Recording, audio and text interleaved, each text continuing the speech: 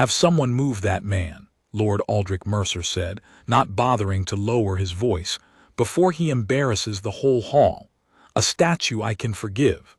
A statue that breathes is simply untidy."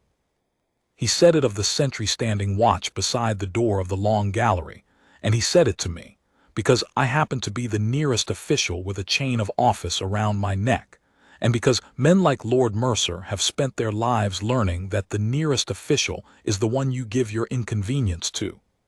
I had been a clerk of the household for 19 years by that morning. I have carried a great many of the kingdom's inconveniences. I knew the weight of this one the moment he handed it to me, and I knew, the way you know a stone is heavier than it looks before you have lifted it, that it was going to cost somebody something before the day was out. I did not yet know it was going to cost him everything he was proudest of.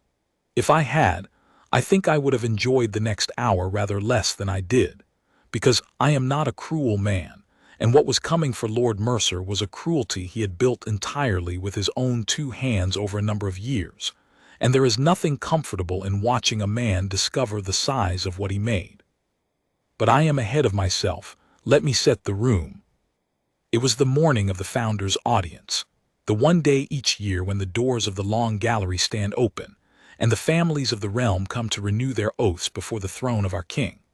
The gallery is the oldest room in the palace at Wellinmore, 100 yards of dark oak and pale stone, hung the whole length with the portraits of men long dead, and lit on a clear morning by a row of high windows that lay bars of gold across the floor like the rungs of a ladder no one can climb. At each of the great doors stands a sentry of the king's guard, scarlet tunic, brass buttons polished to small suns, tall black bearskin, white gloves, the rifle grounded, the eyes forward and fixed on nothing and seeing everything. They do not move. That is the whole of what the public knows about them, and the whole of what the public thinks there is to know. The man at the inner door that morning was a corporal named Edmund Hale. I had passed him 1,000 times and never once heard his voice. He was perhaps 50, which is old for the post, with a face that had been weathered somewhere harder than a palace, and a stillness in him that was not the stillness of a young man holding himself rigid by effort, but the stillness of an old tree, which does not have to try. I will tell you now, since you will want to know it later, that I did not know one true thing about Corporal Hale that morning beyond his name. Nobody in that gallery did. That was rather the point of him, and it was about to become the point of the whole day. Lord Mercer arrived at the height of the audience, as the great men always do, when there are enough lesser men present to notice that he has come. He was a tall man, well past 60, dressed in the dark blue and silver of his house, with a head of white hair he wore like a crown, and a way of entering a room that suggested the room had been waiting for him and was relieved at last. He had 3 estates, a seat on 4 councils, and a story. I must tell you about the story, because the story is the whole of it. 26 years before that morning, Lord Mercer's house had nearly ended. There had been a fire, a great fire in the winter, at his country seat of Harrowfield, when the roof of the old west wing caught in the dead of a freezing night with the whole family asleep beneath it. His wife, his 2 small daughters, his infant son, the heir to everything, all of them above the fire, all of them asleep, all of them, by every law of how such nights go, as good as gone. And they had lived. Every one of them had lived. They had been brought down a back stair through smoke that should have killed them, carried out across a frozen courtyard one at a time by, and here the story always paused, and Lord Mercer always let it pause, because he had learned that the pause did more work than any word by a soldier. A soldier passing on the road, who saw the fire, who went in when the household servants were standing in the snow screaming, who climbed a burning stair 4 times for 4 sleeping children and a fainting wife, and brought them all out, and then walked away into the dark before anyone thought to ask his name. That was the story. A nameless soldier, a burning house, a family saved, a hero who asked for nothing and vanished. It is a good story. It is, in fact, a true story, which is rarer than you would think among the stories great men tell at dinner, and Lord Mercer had told it for 26 years. He had told it so often and so well that it had become, somewhere along the way, less the story of the soldier and more the story of Lord Mercer. You will know the trick if you have ever sat at a long table and listened to a powerful man tell you about the best thing that ever happened to him. Over 26 years of telling, the nameless soldier had grown faint, and Lord Mercer had grown vivid, until a stranger hearing it for the first time might have come away with the impression that the courage on that stair had somehow been Lord Mercer's own, that he had, by being the sort of man worth saving, made the saving possible. He used the soldier the way some men use a fine wine, to show that they have taste. He had a way of finishing it, and I never learned his name, you know. I have spent my whole life since trying to be worthy of a man I never met, that drew a particular kind of silence from a table, an admiring, moved silence, and Lord Mercer drank that silence the way another man drinks the wine. I had heard him tell it 4 times in 19 years. I had watched him drink the silence 4 times, and I had thought, each time in the small, disloyal back room of my mind, where a clerk keeps the thoughts he is not paid to have, you have spent 26 years being grateful to a man you never tried very hard to find. That, you understand, is the shape of the thing. Hold it in your mind, the bragged of rescue, the vanished soldier, the silence the great man drinks, and now let me bring it back to the gallery, and to the moment Lord Mercer looked at the sentry by the door and decided he was untidy. "My lord," I said, in the voice we are trained to use, the one that agrees with nothing and offends no one, "the sentry stands by the king's own order. He is exactly where he is meant to be." "Then the order is poor," Lord Mercer said pleasantly. "Do you know, I have stood here 4 minutes and that fellow has not so much as turned his head. A man could pick his pocket. A man could put a knife in his king and that one would stand there blinking at the wall. What is he for precisely? Decoration. We pay decoration to stand in a corner and look ornamental, not to loom over the door of the realm's oldest hall like a coachman who has wandered into the wrong house." He was not whispering now. He had found, as such men do, that the sentry's silence was an audience rather than a rebuke, and an audience is the one thing in the world Lord Mercer could not leave alone. A small knot of the lesser gentry had drifted near to be seen standing beside him, and he played to them, lifting his chin toward Hale as a man lifts a glass. "Look at him," he said. "Not a flicker. They drill the man out of them, you know, until there is nothing left inside but the drill. It is rather sad when you think of it. A great empty suit of clothes with a pension. I dare say this one has never in his life done a single thing worth a single line in a single book, and here he stands at the door of the kingdom's memory, where the rest of us come to be remembered. There is no justice in a doorway." He laughed, and the lesser gentry laughed with him, the careful laugh of men laughing at what they are told to laugh at. I looked at Corporal Hale. I want to be honest about what I saw, because it matters to everything that came after, and because I have told this part wrong in the years since out of a wish to make it grander than it was. I did not see a great soul straining against insult. I saw a man holding still. His eyes were forward. His gloved hands were exactly as they had been.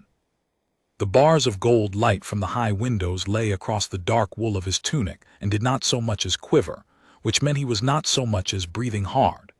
If there was a war going on behind that face, it was a war that had been over for 30 years, fought and finished and filed away, and the man had no more intention of fighting it again for Lord Mercer than he had of dancing. He simply stood. He let the words go past him the way the old oak of the gallery lets the years go past it. And it occurred to me, it was the first true thing I understood that day, that you cannot insult a man by telling him he is nothing if he stopped needing to be something a very long time ago. But Lord Mercer did not see that, because Lord Mercer had never in his life stood at a door and let anything go past him. He saw only the wall of stillness, and the wall offended him, the way a closed door offends a man who has always had them opened. He took a step closer. He was within the rope now, technically. I should have said something, and I opened my mouth to say it, and he raised one long pale finger and pointed it at the corporal's chest, an inch from the brass. "You," he said, "are precisely the kind of nobody this realm is too soft to be rid of. A real man does something. A real man is remembered. I have done more before breakfast than you will do in your whole gray life of standing in a draft. Move along, fellow. Go and be ornamental somewhere I do not have to look at you." And Corporal Hale, who had once carried Lord Mercer's 4 sleeping children one at a time down a burning stair, looked at nothing and said nothing, and did not move. He did not know it was Lord Mercer's children, of course. Not then. I want to be clear about that, because it is the thing people get wrong when they tell this story back to me. Hale did not stand there silently knowing he had saved this man's family and choosing nobly to say nothing. He simply did not remember the man at all. 26 years is a long time, and a soldier who has gone into more than one burning building does not keep a list of the faces. He had gone in, he had carried them out, he had walked home. To him it had been a Tuesday with a fire in it. He had no more idea that the proud old lord pointing a finger at his tunic was the father of those children than the lord had that the nobody he was insulting was the hero he had been toasting for a quarter of a century. That is the part that has never let me sleep easily, that the two of them stood 3 feet apart in a bar of gold light, the man who had been saved and the man who had saved him, and neither knew the other, and the saved man was using the last of his old hero, the abstract noble vanished soldier, as a stick to beat the real one with. He was insulting his own rescuer to impress a knot of fools, and he had no idea, and the rescuer had no idea, and I, standing between them with my chain of office and my agreeing voice, had no idea either. We would all of us know within the hour. That is the thing about the truth. It does not need you to find it. It only needs you to leave a door open, and the truth, in the end, always walks in through the door. In this case, it walked in carrying a letter. The letter had been a long time on the road. To understand how it reached the gallery that morning, you have to understand the small machinery of a palace, which grinds slowly and forgets nothing, and which had been at work on Corporal Hale for some weeks without his knowing it. Hale was to be retired. He had served the king 31 years between the army and the guard, and a board had decided, in the way boards do, that his 32nd would be his last, and that he should be sent off with the long service decoration, which is a small bronze star on a faded ribbon that the realm gives to men who have given it everything and asked for nothing, which is to say, it gives them a button to wear so that it does not have to give them anything else. The decoration is not handed over carelessly.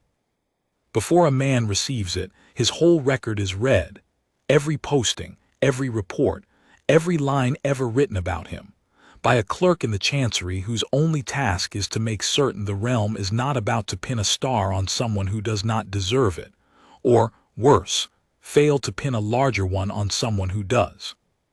The clerk who read Corporal Hale's record was a young man named Purring, and Purring had come to me a week before with a face like a boy who has found a sword in a hedge. "I think there has been a mistake, sir," he had said. "A very old one, look." He had Hale's army record open on the desk.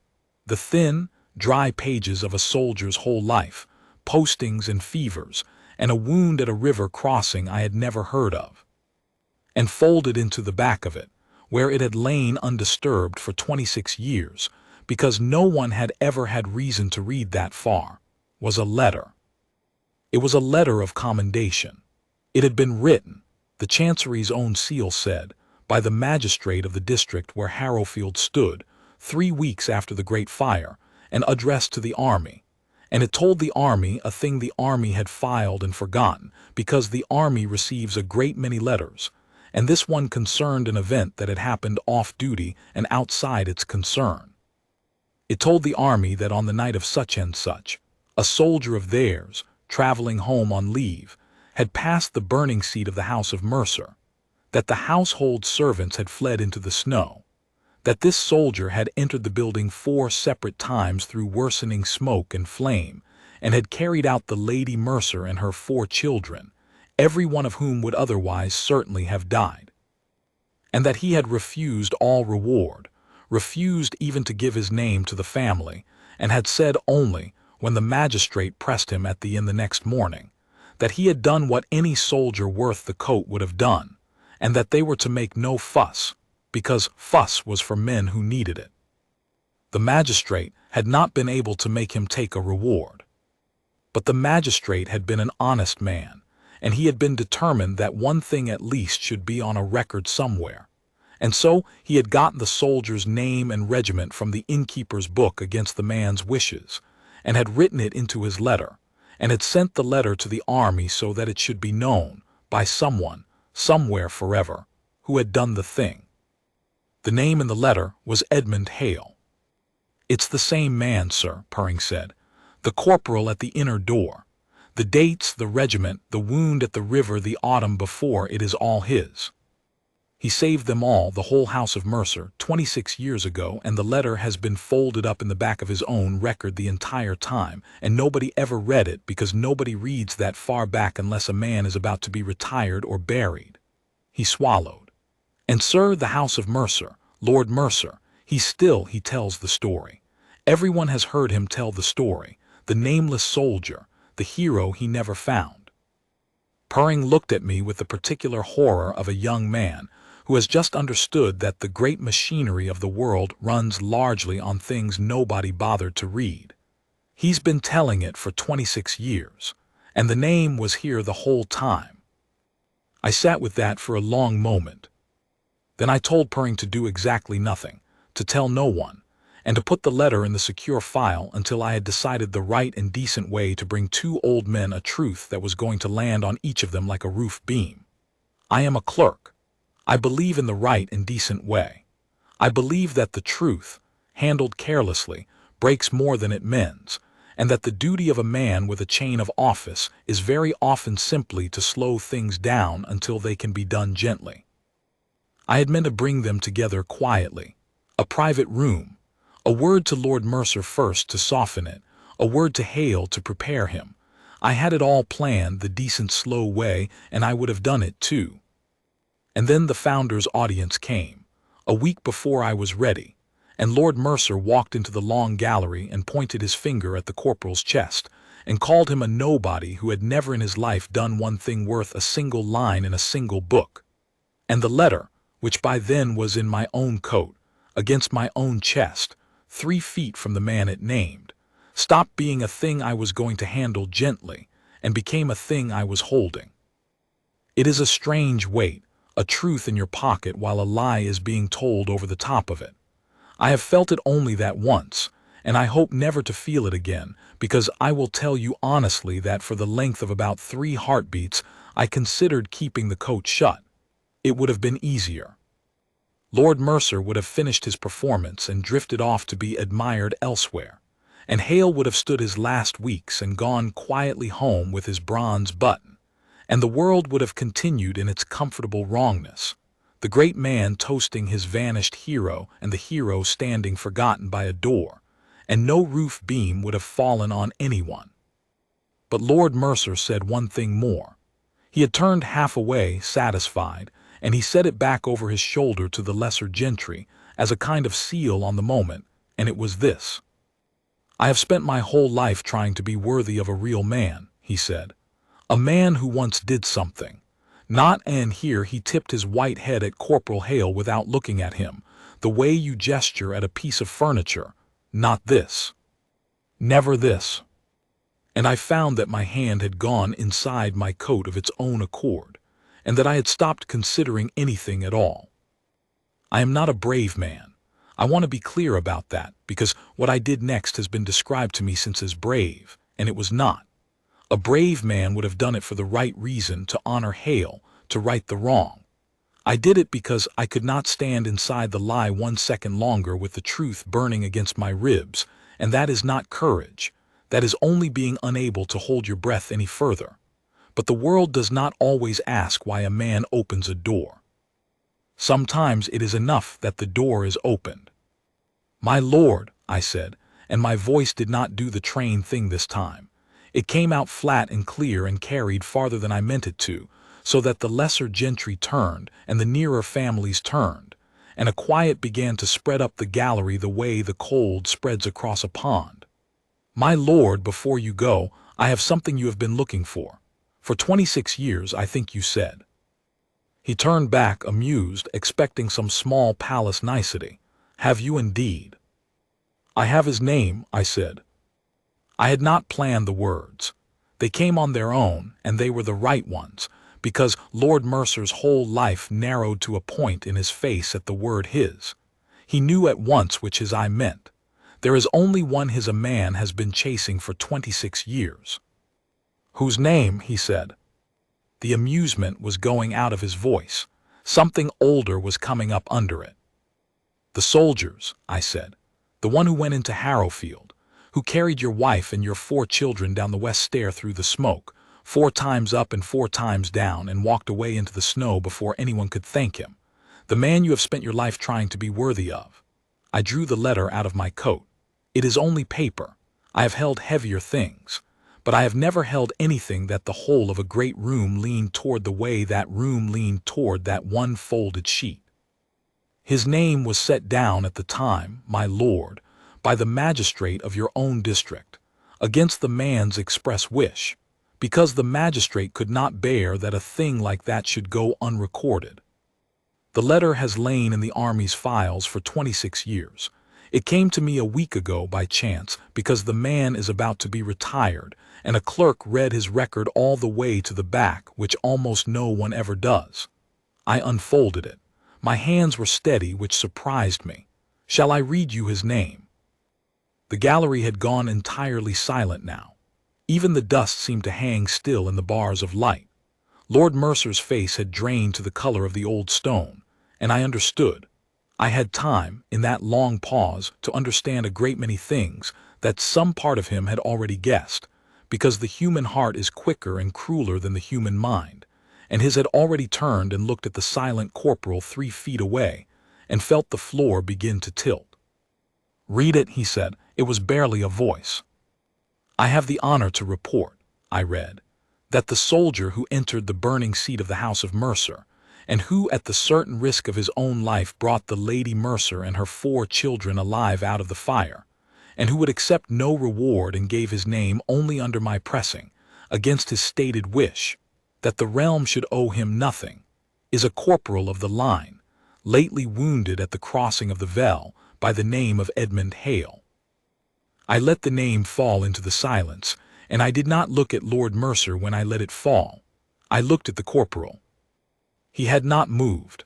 Of course he had not moved. He was on duty, and a regiment does not stand down because a clerk reads a letter. But something had changed in the stillness all the same. His eyes were forward, but they had stopped seeing the wall. He had heard his own name read out into a hush, paired with a night he had not thought about in years, and I watched the recognition come up through that weathered face like a stone surfacing in dark water, slow, certain, and without any pleasure in it at all. He remembered now. The fire, the stair, the cold, 4 small bundles and a fainting woman, and the long walk home with his coat sleeve burned.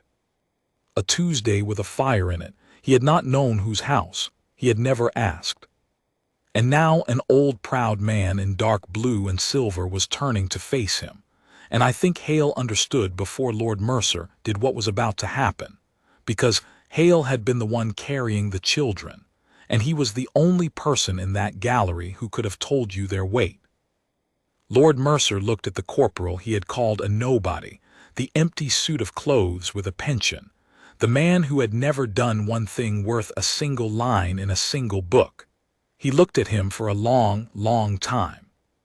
And the whole house of Mercer that the man had saved entire, every soul, the wife and the daughters and the son who was the heir to all of it, and was at that very moment standing 20 feet away in the crowd, a grown man now in his father's colors, having come to renew his oath, alive to do so only because of the corporal at the door.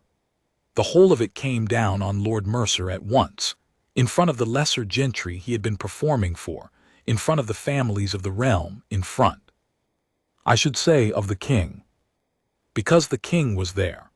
I have not mentioned it because Lord Mercer had not noticed it, which tells you everything about Lord Mercer's morning. He had been so busy being seen that he had failed to see the one man in the room worth being seen by. The throne stands at the gallery's far end, and the king had been seated upon it through the whole of it, quietly, in the way our king has, receiving oaths, missing nothing. He had heard the Lord call the sentry a nobody. He had heard the letter read, and he rose. He did not rise quickly, and he did not rise in anger. He rose the way a man rises when a thing has been put right that he did not know was wrong, and there is only one fit response to it, and the response is to be on your feet for it. He came down the length of the gallery, and the families parted for him, and he walked past Lord Mercer as though Lord Mercer were a piece of the furniture, past him. You understand, not to him, and he stopped in front of Corporal Edmund Hale.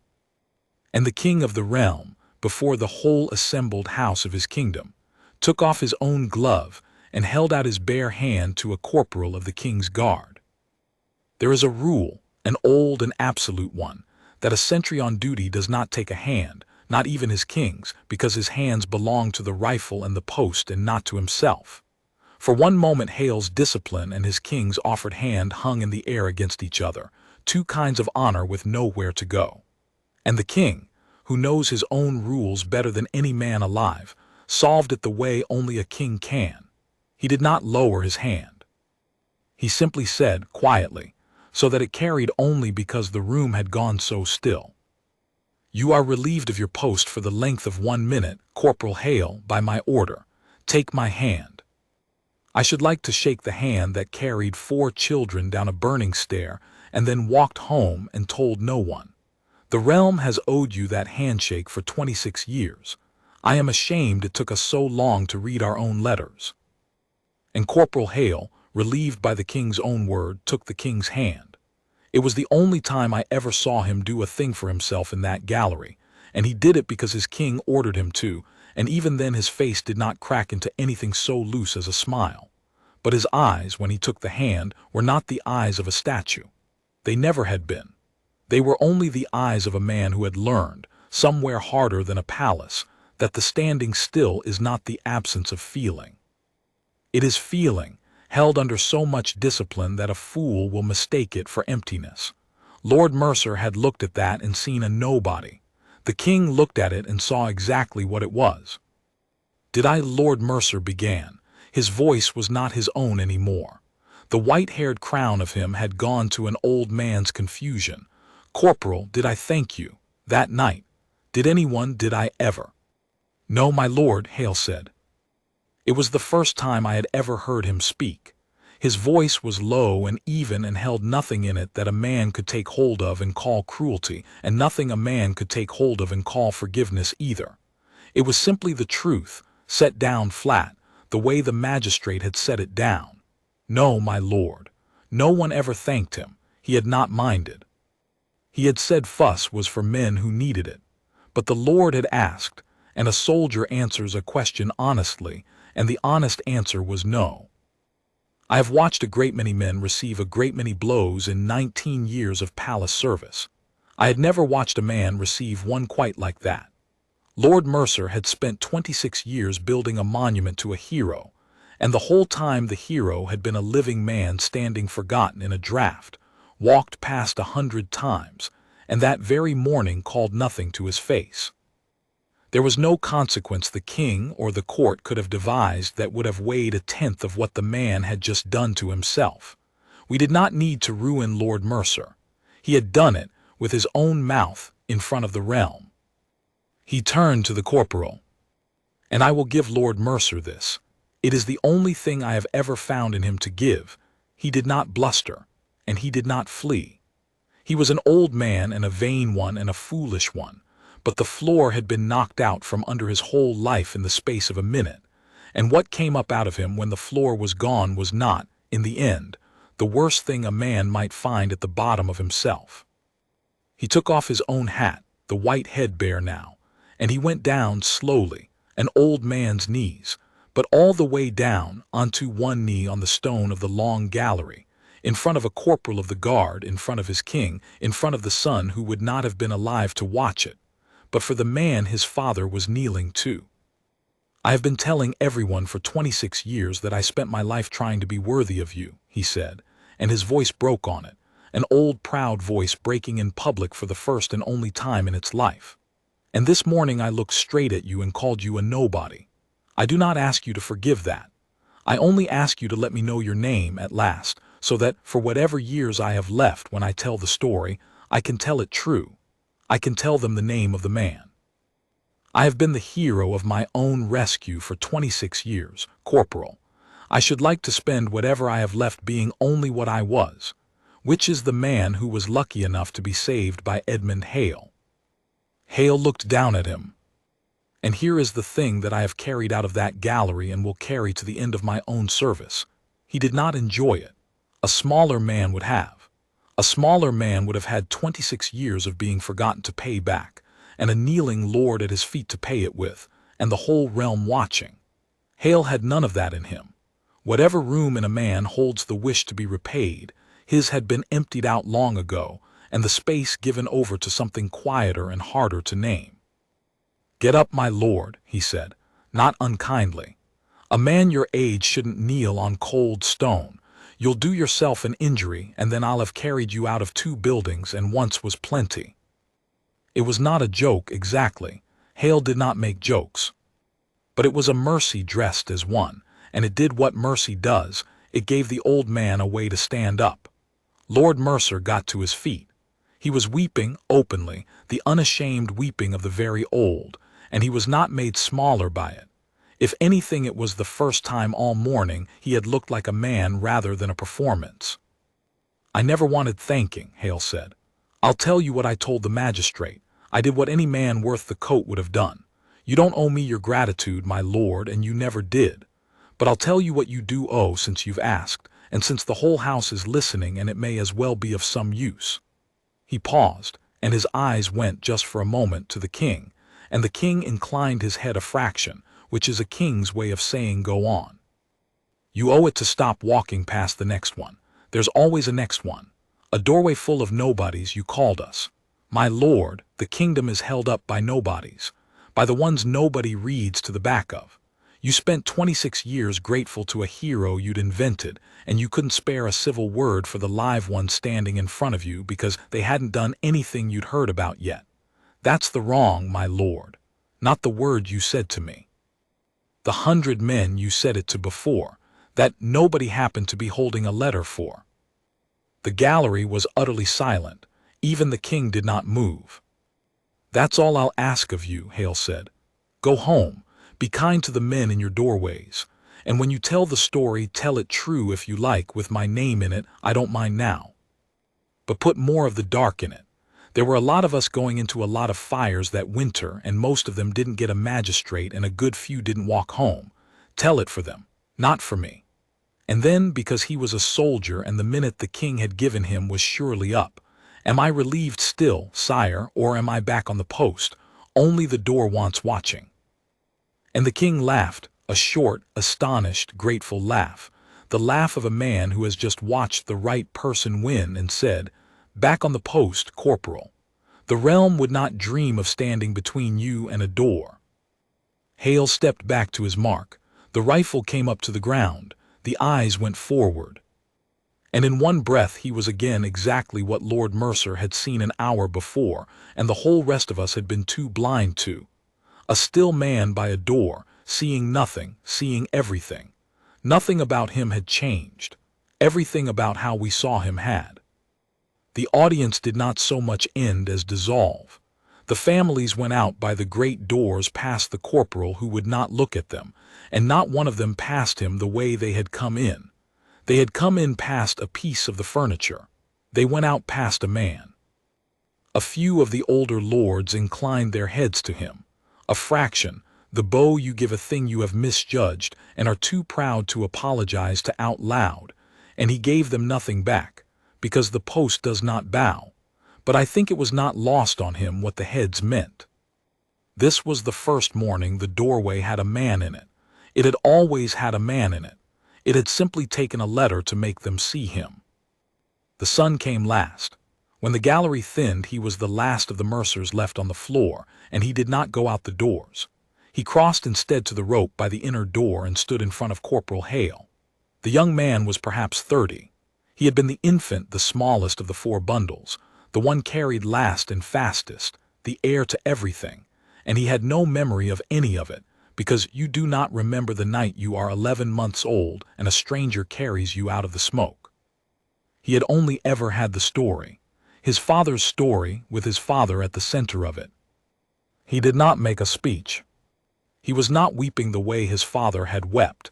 He had gone somewhere wider and stiller than tears, and he said, in a voice pitched only for the man and not for the room, "I'm the one you carried last. I have a son now. He's 2. He has your morning. He has every morning.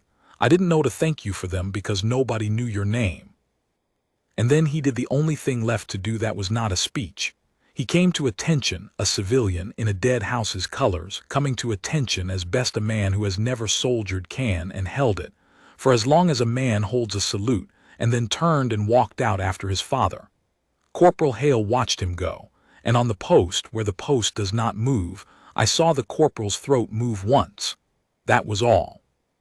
That was the most I ever saw the day cost him, one movement of an old soldier's throat, for the baby he had carried last, grown up and come to attention in a doorway. They gave him the Bronze Star a month later, in the small audience chamber and not the gallery, because Hale would not have wanted the gallery and the king knew it. The king pinned the bronze to the scarlet, where it looked, against the silver braid and the brass, exactly as small and poor as the long service decoration always looks, and as he pinned it he said a thing under his breath that the room was too small and silent for me not to hear. "It is too little," he said. "I know it is too little. Wear it anyway, and let it shame us into reading our letters." Lord Mercer was there in the back where he asked to stand. He had asked for no seat and made no speech, and he wept again quietly and went home. He died the following winter, an old man, and I am told that the last story he ever told to his grandchildren by his own fire was the true one, the dark in it and all, the name in it, and at the end of it, by every account, not a word about himself. And Corporal Edmund Hale stood his last weeks, and took his bronze button, and went home to wherever a man like that goes home to, and asked for nothing, because he had never once in his life learned how to ask for anything, and the realm has been the poorer for not knowing his name a day sooner, and the richer, beyond any reckoning, for having had him at the door. I should tell you what became of Purring. The day after the audience he came to my office, and he was not exultant, he was troubled. "Sir," he said, "if I hadn't been the clerk that week, if it had been a man who reads to the 3rd page and signs the rest on trust, Corporal Hale would have got his button and gone home, and nobody would ever have known. It was chance." I happened to read to the back. I told him that was the truest thing he had said yet, and that the lesson of the morning was not that the truth comes out. It was that it very nearly does not, that it sits folded in the back of a file for 26 years and waits for a man dutiful enough to read all the way to the end of another man's life. "Read to the back, Purring," I told him. "Always read to the back. The realm does not fall because men do wrong. It falls because men do not read to the back." He has, I am told. He is a gray man in the chancery now himself, and they say he reads every record entire, even the ones no one will ever check, and that twice he has found, folded into the back of an old soldier's life, a thing the realm had forgotten it owed. As for Hale, they tell me that on the day of his own small ceremony, given his star, he asked the colonel whether there was a door wanting watching, because his relief was not until the hour and he did not care to draw pay for standing about. And finding there was not, he went and stood his afternoon watch anyway, on his own time, because the door wanted watching and he was there. That, if you want it in one picture, is the whole of Edmund Hale, a man who, given a medal for going into a fire 26 years ago, said thank you and went back to standing at a door for free. I have thought a great deal in the years since about what I learned in that gallery, and it comes down to one plain thing that I would set down for anyone who will read a clerk's account all the way to the back of it. It is this: do not measure a man by the noise his life has made, because the noise is made by men who needed making it, and the quiet ones, the still ones, the ones in the doorways you have learned to look past, they are very often the ones who went into the fire. The truth of a man is rarely on the front of him where it can be admired. It is folded up small in the back of him, where no one reads, waiting for the one day someone bothers to look. We very nearly never looked. The letter very nearly stayed folded. A nobody very nearly stood his whole last watch and went home unthanked, while the man he had saved told the wrong story over the top of him to the end of his days. But the truth does not need you to find it. It only needs you to leave a door open, and there will always, thank God, be a man standing at the door.